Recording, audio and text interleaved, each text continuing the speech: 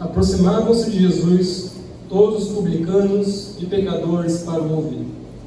Os fariseus e os escribas murmuravam, dizendo: Este recebe pecadores e come com eles.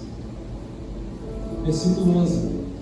Jesus continuou: Certo homem tinha 2 filhos. Aqui a gente chega na minha humilde opinião, deve ser a parábola mais famosa da Bíblia. Eu realmente creio. Porque é uma parábola que diversas vezes a gente vê teatro, tem desenho animado sobre ela, tem música. Aqui mesmo, só hoje, estamos falando 3 músicas sobre essa parábola.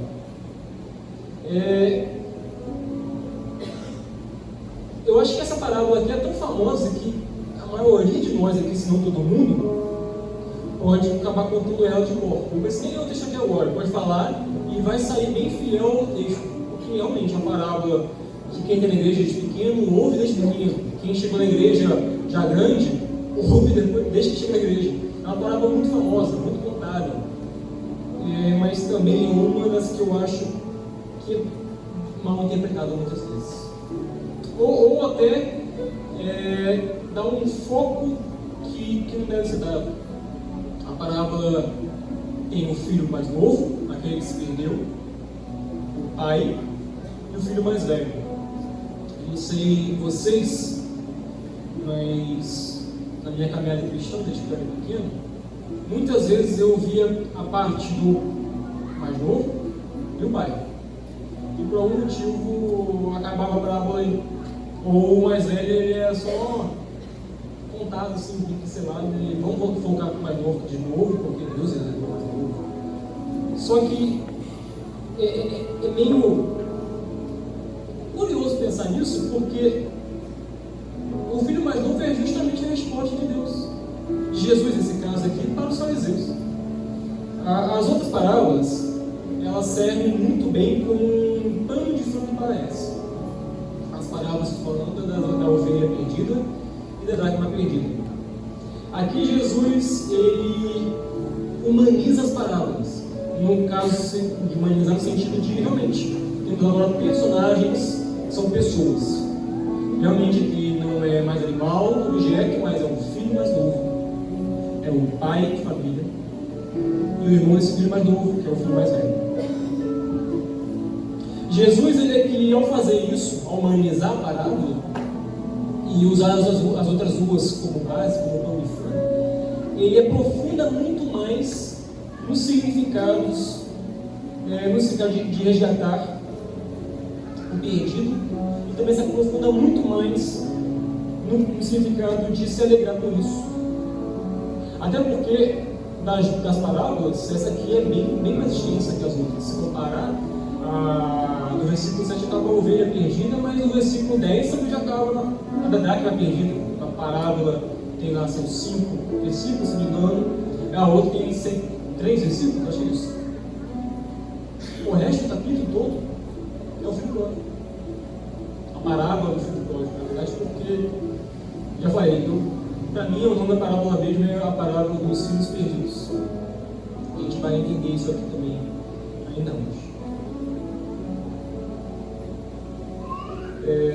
Até porque também na Bíblia todas as parábolas são dos perdidos, né? A dracma perdida, a ovelha perdida, por algum motivo. Essa aqui não recebeu algum tipo de perdido, mas ela é assim. Vamos hoje aqui separar ela em 3 partes. E para entrar na primeira parte, que é falar do filho mais novo, a gente vai ler do versículo 11 até o versículo 17.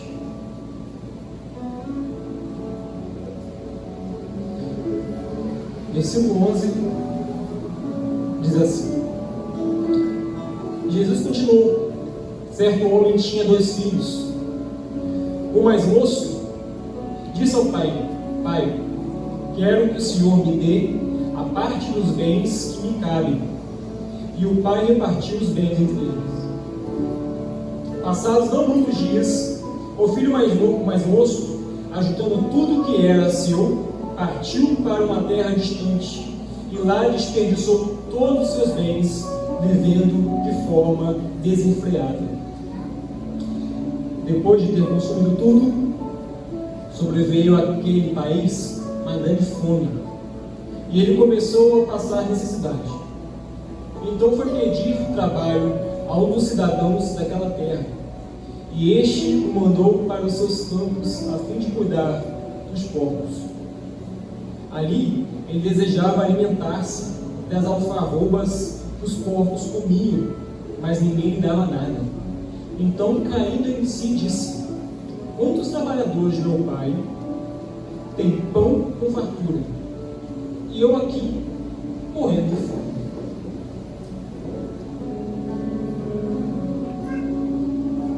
Lembra que eu falei que quando Jesus traz agora pessoas para parábolas e ele conta uma história mais completa do que aquelas, ele consegue aprofundar mais o significado de cada coisa? A gente vai entender isso muito bem agora, porque só esse pedaço aqui já deixa muito claro para o fariseu o que ele queria dizer com perdido. Realmente a gente vai aprofundar muito mais aqui no que é ser perdido nessa parábola aqui, tanto na ovelha perdida e também na branca perdida. Primeiramente, a atitude do filho com o pai de pedir a sua herança, sua parte da herança, é uma atitude de matar o pai. Matar o pai. O filho desejou a morte do pai.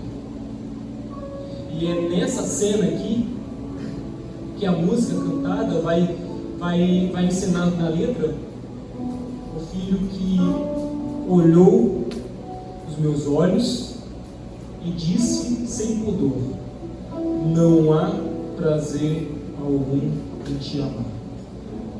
Foi isso que aconteceu. O filho, ele não queria o pai. Pai, para mim é melhor que o Senhor morra do que eu estar aqui com você. Foi isso que o filho falou. Porque o filho, ele queria somente os bens do pai. Ele não queria estar com o pai. O pai tinha tudo, tinha fartura, não era uma vida ruim. Aqui era a melhor vida que o filho podia ter. Ele desejou que o pai morresse. Prefiro que você morra e me dê a parte da herança. O que o filho fez aqui foi a maior ofensa possível ao pai ainda vivo. E os fariseus sabiam muito bem o tamanho dessa ofensa. Jesus não colocou isso aqui à toa. Ele colocou exatamente aquilo que sabiam que iria ser uma ofensa horrível. O pai, ele podia expor o filho, colocar lá e envergonhar o filho. Porque foi uma atitude de desonra, foi uma ofensa. E aqui a gente está falando aqui uma sociedade muito patriarcal, onde honrar o pai é honrar o nome da família toda. Você, como filho que não honra o seu próprio pai, você desonra a si mesmo. E para um judeu, você desonra também a Deus. Jesus retrata aqui a pior ofensa que um filho poderia fazer contra o seu pai. E isso aqui é muito importante também. Porque você tem coragem de chegar hoje para o seu pai, para a sua mãe, alguém importante para você, que você realmente ama, falar: eu desejo que você morra. Foi o que o filho fez. E eu não tenho coragem. Sinto o peso disso. Não é uma coisa leve, não é uma coisa tranquila. Não é uma historinha para criança nós dormir. Isso aqui é uma história de terror. Pai, morra. Depois disso, o pai repartiu os bens. O filho, ele não ficou lá por muito tempo. Ele foi logo embora. Ou seja, é uma atitude que já estava decidida há tempo. Não é uma atitude que ele se arrependeu. Nossa, eu fiz o que eu falei com meu pai.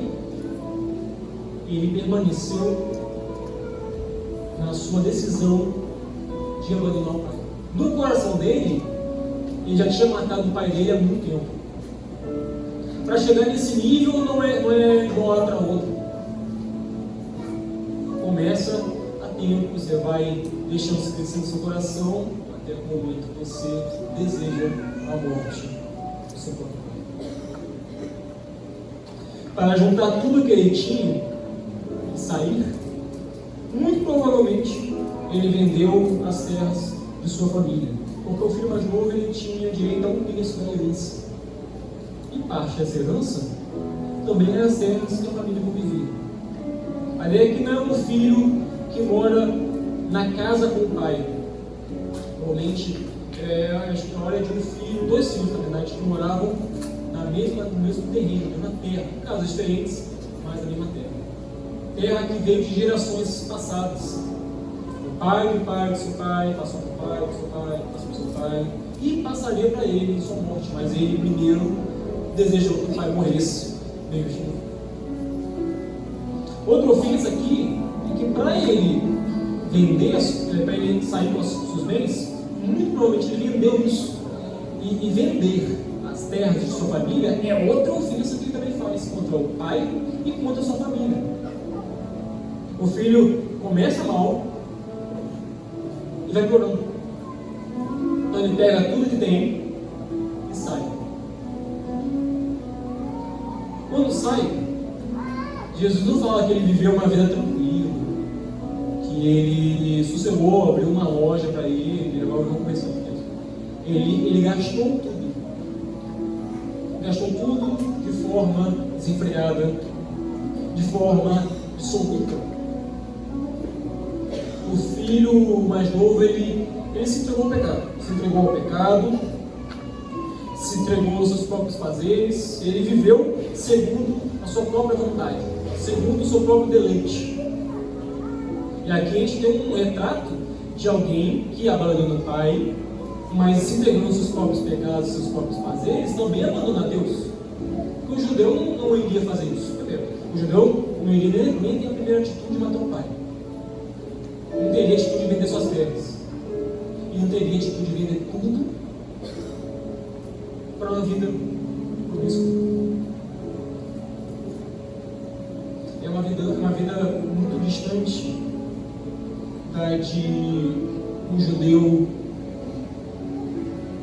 religioso que guarda as leis e é de boa índole, boa fama, um judeu exemplar. Você consegue perceber o que Jesus está fazendo aqui? O filho começou mal, muito mal. Até eu falo possível na história. Começou ruim, mas ele estava cada vez mais se afundando. Jesus conta uma história de alguém que começa muito mal e vai cada vez mais se afundando. Cada vez mais pecados, cada vez mais ofensas. E vamos voltar para aqueles primeiros versículos da Bíblia. Os fariseus, escribas, estavam lá, murmurando contra Jesus. Imagina a reação dos fariseus ouvindo essa história. A reação que eles tinham dos pecadores, gentios, publicanos. Com certeza, esse filho mais novo aí não tem salvação. Ele não merece o perdão. O filho mais novo já está condenado ao inferno. Não tem o que ele faça que mude essa situação dele. E Jesus para por ele e ora. Por conta da fome, ele se humilha. No caso do filho mais novo, ele se humilha ao máximo possível para o judeu. Ele pega o pior trabalho possível. É um trabalho que nem escravos fariam. É um trabalho que nem gentios fariam. Não é só por conta de cuidar de corpos, mas é um trabalho que era só a ralé que fazia. Provavelmente afastava todo mundo de onde era o local de cuidar de corpos. Ele estava sozinho e com corpos. E aí, o que a gente traz para a cultura judaica? O corpo era um animal impuro. cuidar de porcos, não imaginava. Tocar neles, nem pensar. Melhor que eu morro do que tocar em porcos. Melhor que eu morro do que cometer um pecado desse. E o filho não somente cuidou desses animais, como ele desejava comer o mesmo que os porcos. É um filho de um pai bondoso, é um filho de um pai que posse. Começa muito mal e vai afundando cada vez mais. Ele ofende seu pai de morte, ofende sua família, ofende sua sociedade, ofende a Deus.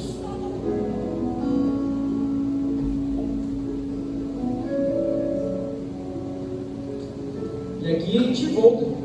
Qual será a reação dos fariseus? Porque o filho mais novo, ele fez tudo de errado. Tudo que estava ao alcance dele para ele fazer de errado, ele fez. Na história aqui, eu não consigo imaginar algo pior que poderia chegar. Ele fez o pior possível. Talvez os fariseus estivessem pensando que ele tivesse perdão. Talvez os fariseus estavam pensando que ele já estava condenado ao inferno. E o filho, ele merecia perdão? Não. O filho não merecia perdão.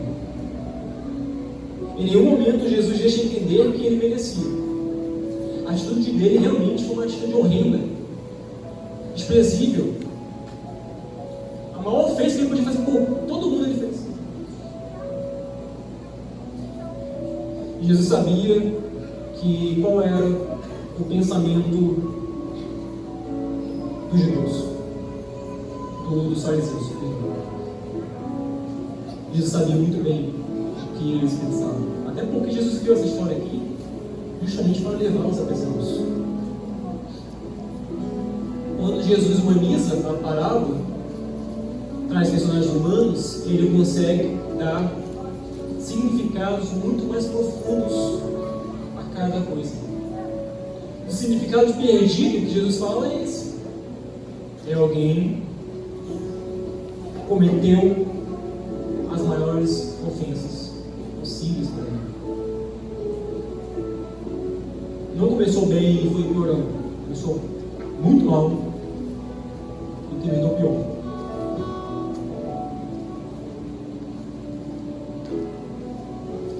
Todas as parábolas, elas têm algumas coisas em comum.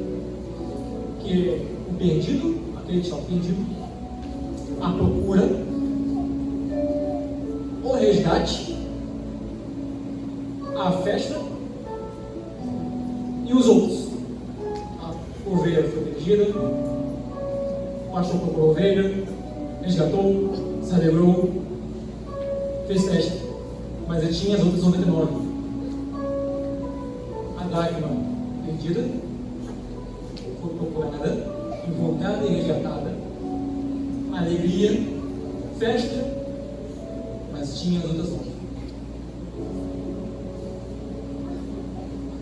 O significado aqui está perdido entre as parábolas da ovelha perdida e da dracma perdida versus a parábola dos filhos perdidos. Ele vai muito além.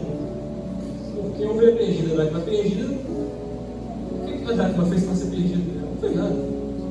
A ovelha perdida pode ser que o pé dela enroscou, fez nada de errado, mas pisou num pedaço na planta, enroscou, não conseguiu sair. O animal atacou ela, e Jesus fala: perdido aqui é muito além disso. Vai muito além. É de alguém que perdeu tudo de si. Perdeu noção praticamente. Matou seu pai, desonrou sua família, pecou contra Deus. E expôs seu pai à vergonha perante a sociedade toda, a comunidade toda deles na época.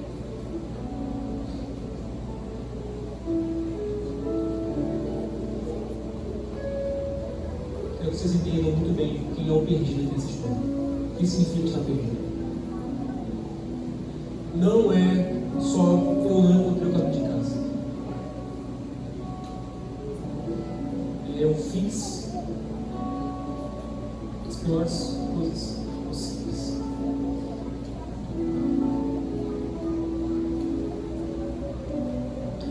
segunda parte, ele vai nos trazer um outro personagem. E que nesse caso não é o pai. Segunda parte, vamos tratar do filho mais velho, a partir do versículo 25.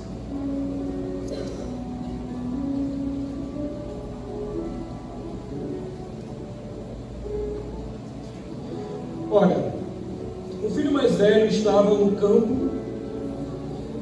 Quando voltava, ao aproximar-se de casa, ouviu a música e as danças. Chamou um dos empregados e perguntou o que era aquilo. Ele informou: o seu irmão voltou e, por tê-lo recuperado em saúde, o seu pai mandou matar o bezerro gordo. O filho mais velho se indignou e não queria entrar. Saindo, porém, o pai procurava convencê-lo a entrar, mas ele respondeu ao seu pai: faz tantos anos que sirvo o Senhor e nunca transgredi um mandamento seu, mas o Senhor nunca me deu um cabrito sequer para fazer uma festa com os meus amigos. Mas quando veio esse seu filho, que sumiu com os bens do Senhor, gastando tudo com prostitutas, o Senhor mandou matar o bezerro gordo para ele. Então o pai respondeu: meu filho, você está sempre comigo, tudo que eu tenho é seu. Mas era preciso festejar e alegrar-se, porque este seu irmão estava morto e ele viveu, estava perdido e foi achado.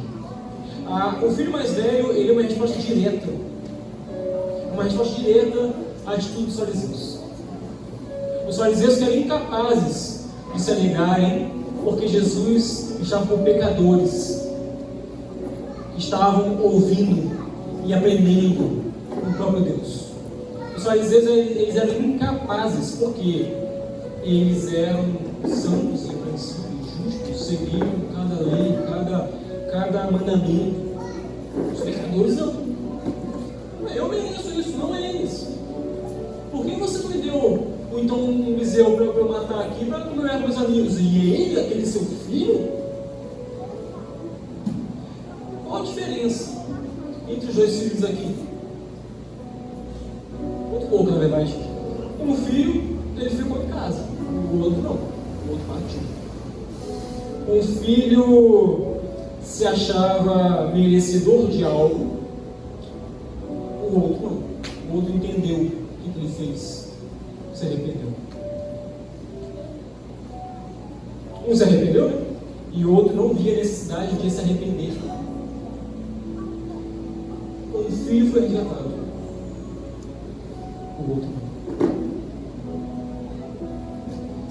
Só que de resto, o filho mais velho, ele é igual ao mais novo.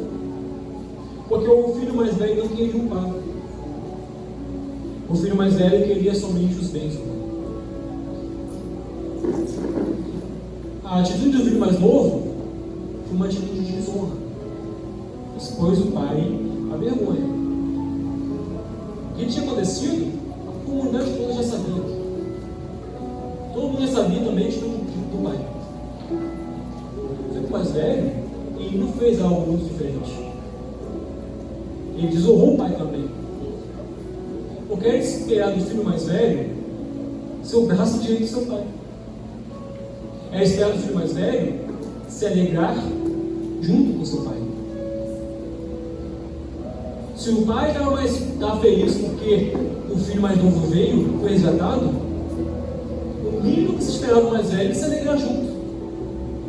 Não por conta do seu irmão, mas principalmente por conta do seu pai. E não somente isso. O filho mais velho aqui, na história, o pai rebate os bens para os dois.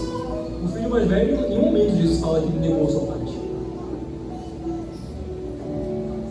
Não falou para o pai, que você morra, mas aceitou a sua parte.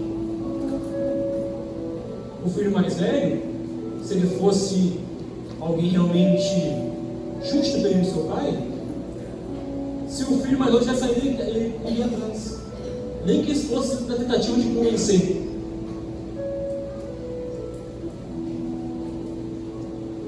O filho mais velho, ele não agiu como era esperado para o filho mais velho. Ele fez birra, fez pirraça. A gente fala aqui de gente adulta, não é criança. O filho mais velho, ele só ficou indignado com o pai. Deu sermão do pai. Cobrou algo do pai que não deveria ser cobrado. Poxa, pai, eu faço tudo certinho. Eu estou aqui fazendo tudo que você me manda. Eu não errei um mandamento seu até hoje. Ou seja, o filho mais velho está fazendo tudo só por obrigação. Para ganhar algo em troca depois. Não foi mais ou menos o que o filho mais novo fez? Só que o filho mais novo se cansou dessa vida. Os fariseus, eles se achavam justos, mas eles eram tão errados quanto os pecadores, os publicanos. Pecavam igualzinho. Pecavam diferentes. Eram hipócritas. Se o meu Deus se alegra com um pecador que se arrepende, não me alegrarei também eu. Ou eu não faço isso, ou eu não estou na igreja hoje louvando a Deus, cultuando a Deus porque eu amo realmente meu Deus. Eu estou aqui para cumprir uma rotina, um ritual, estou aqui só para merecer o céu, talvez. Eu acho que talvez que aconteça isso. Não sei. Os fariseus achavam que eles mereciam o céu. Os fariseus achavam que eles eram merecedores das bênçãos de Deus. Mas na história, o resgatado foi o filho mais novo. E esse é o significado de ser os outros nessa história. Não necessariamente quer dizer que os outros são justos, que realmente não precisam de resgate, mas são os que se acham justos e que acham que não precisam de resgate. Versículo 18, a gente tem a parte mais importante dessa noite, que é o pai. O filho mais novo fala: vou me arrumar, voltar para o meu pai e lhe dizer: pai, pequei contra Deus e diante do Senhor. Já não sou digno de ser chamado de seu filho. Trate-me como um dos seus trabalhadores. E arrumando-se, foi para o seu pai. Vinha ele ainda de longe, quando seu pai o avistou e, compadecido dele, correndo, o abraçou e o beijou. O filho lhe disse: pai, pequei contra Deus e diante do Senhor. Já não sou digno de ser chamado de seu filho. O pai, porém, disse aos seus servos: tragam depressa a melhor roupa e viste nele. Põe um anel no dedo dele e sandálias nos seus pés. Tragam e matem um bezerro gordo. Vamos comer, vamos festejar. Porque este meu filho estava morto e reviveu. Ele estava perdido e foi achado. E começaram a festejar. Que alegria! O filho voltou, o pai perdoou. Nas parábolas anteriores, o pastor e a mulher, eles fazem exatamente o que era esperado. Só que aqui não. Aqui o pai faz exatamente o oposto do que é esperado. O filho desonrou o pai, era direito do pai. Talvez quase um dever social do pai também desonrar o filho, expor ele à vergonha.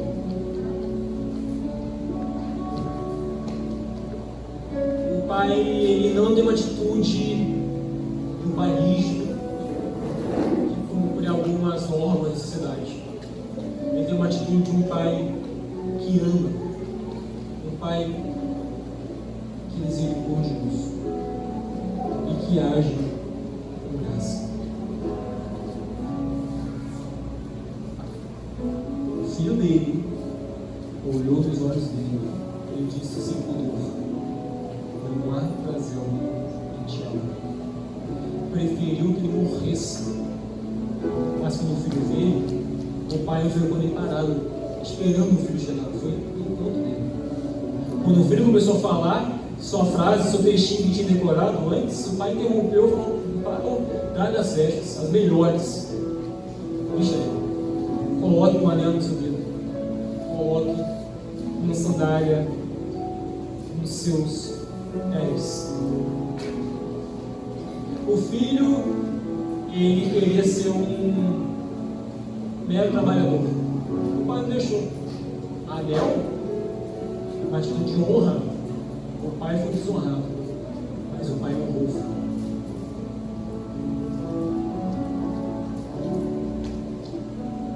Quando o pai faz isso, os fariseus agora eles estranham. Porque até então, nas outras parábolas, estava tudo certo, corretamente. O rei perdeu, foi atrás, recuperou. O bravo perdido, procurou, achou, alegou. O filho cometeu a maior ofensa possível, voltou e perdoou. Aqui a gente tem uma atitude de pai de perdão. Antes do filho pedir perdão, já arrependido, o pai perdoa. Esse é o Deus que nós servimos. Todas as parábolas têm alguns elementos: o perdido, a procura, o resgate, a festa e os outros. O perdido a gente viu. O filho mais novo estava perdido e foi achado. Os outros a gente também viu. Tem a parábola do filho pródigo, e os outros estão tão perdidos quanto o filho mais novo. Na verdade está pior, porque o mais novo ele é achado, o mais velho ele continua perdido. Porque a gente não sabe o final. Mas onde está a procura e onde está o resgate?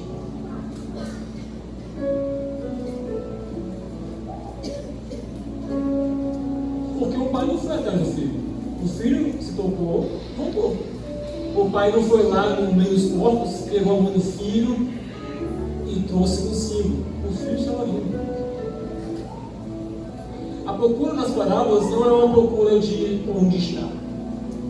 É uma procura de não meço os meus esforços para estar no que foi perdido. O pastor que procurou, ele não mediu esforços para achar a ovelha. Nós não sabemos quanto tempo durou para achar a ovelha. Pode ser que durou um bom tempo. Pode ser que ele tenha caminhado um bom caminho. Pode ser que ele tenha feito calo no seu pé. Não estava nem aí. Ele ia achar. A dracma perdida, nós não sabemos também se achou rápido ou se demorou. Mas ela iria procurar até achar. Ia revirar a cabeça de cabeça abaixo. A casa de cabeça abaixo. Ia arrumar tudo até achar a dracma. E aqui também tem mais ou menos atitude. O pai não foi e procurou até achar. Mas ele abriu mão de tudo para achar o filho. Porque quando o filho, lá no início, pede para o pai repartir os bens, o pai não tem obrigação de repartir os bens. Ele foi misericordioso desde aí. Quando o filho arrependido volta, o pai não tem obrigação de recebê-lo. O esperado era o oposto. Sai daqui, vai embora. Humilhar ele perante todo mundo, mas ele o recebeu. E não só o recebeu, como colocou ele num lugar de honra novamente, como filho.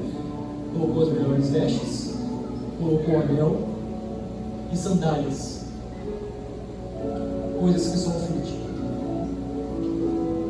A procura não é por buscar, mas é não medir esforços. E o resgate? Porque também, o filho não foi resgatado. Ele procurou, achou, mas e o resgate? Toda parábola tem um resgate. E nessa aqui não é diferente. Não sei se vocês lembram aqui ou perceberam, mas o textinho que o filho decorou antes de ir para o pai é um textinho de pai: pequei contra Deus, pequei contra ti. Por favor, me aceite como um dos seus trabalhadores. O filho não pediu, não iria pedir para o pai estar novamente como filho. E iria pedir para o pai estar novamente como trabalhador. E nesse caso aqui, o trabalhador é uma categoria abaixo dos escravos aí. Tipo, é o pior trabalho que eu posso ter na casa do meu pai. Para pelo menos na casa do meu pai. Onde tem fartura, tem os trabalhadores. Como que o pai resgata um cara desse? Como que o pai resgata uma pessoa desse? Fazendo aquilo que só o pai pode fazer. O filho tem direito de ser filho, mas ele matou o próprio pai. Mas o pai pode chamar a filho de novo. O resgate aqui não é tirar de uma situação de pegar pela mão e trazer. Mas você que não é mais meu filho, está morto, toma um anel. Você é meu filho novamente. O significado do perdido é muito mais profundo do que nas outras palavras. Da procura também é muito mais profundo. Do resgate também é muito mais profundo. Eu posso até aceitar aquele que me ofendeu, pedindo falta, que ele que morresse. Pegou um terço das minhas coisas, me deu o pé, gastou de forma despretensiosa. Mas eu fui chamá-lo de filho novamente. Ele faz isso. Somente isso. A festa aqui então toma um novo significado. Porque a alegria depois dessa parábola se torna uma alegria mais intensa. Não é só perdi e achei. Era meu filho que, na maior das ofensas, poderia ter morrido, mas eu resgatei ele novamente, meu filho, ele está comigo novamente. Meu filho querido, a festa é maior que a festa, possivelmente, do que a festa da ovelha perdida. É maior, possivelmente, do que a festa da dracma perdida. É isso que Jesus quer falar para os fariseus. Quando esses aqui, eles se arrependem, a festa do céu. E a festa é a mudança, porque meu Pai se alegra com o pecador que se arrepende. E é nessa parábola, nessa parte da parábola aqui, que temos o que nós temos na Páscoa, que nós comemoramos hoje na Páscoa. O Cristo que morreu na cruz dos nossos pecados é aquele que morreu por aqueles que o ofenderam. O Cristo que entregou tudo que tinha, não só quando ele encarnou, mas também sua própria vida na cruz, é o Cristo que foi ofendido por nós. Nós, com nossa ofensa, ofendemos o Eterno. A ofensa que fizemos a Deus com o nosso pecado é maior do que a ofensa do filho com o pai, do filho mais novo com o pai. E no nosso caso, a nossa ofensa realmente teve como preço a morte. Porque o salário do pecado é a morte. E Cristo morreu pelo peso do nosso pecado. Tomou a culpa das nossas dores sobre si e morreu. Hoje a ênfase não é no filho que se perdeu, não é no filho mais velho que também está perdido, mas é no Pai que é misericordioso, que não mede esforços para resgatar o seu filho. A Páscoa é sobre Deus de misericórdia. A Páscoa é sobre Deus gracioso. E se não fosse por seu sacrifício, e se não fosse por Ele, não estaríamos nem aqui hoje contando a história sobre Ele. Louvado seja Deus. Cristo morreu, mas Cristo ressuscitou. Louvado seja Deus, não somente pelo seu sacrifício, mas porque Ele nos resgatou. Porque é por meio do seu sacrifício que podemos nos arrepender. Graças a Deus que é por conta do seu sacrifício que, quando pecamos, nosso pecado dói no nosso coração. Porque isso não é mais de nós. Nossa vida passada, somos novas criaturas em Cristo Jesus. Arrependemos dos nossos pecados. Na Páscoa, você é aquele pecador que se arrepende? Você foi resgatado por Cristo Jesus. Cristo também é esforço por nós. Cabe a nós. Não queremos os bens, mas nos alegramos porque estamos com Deus.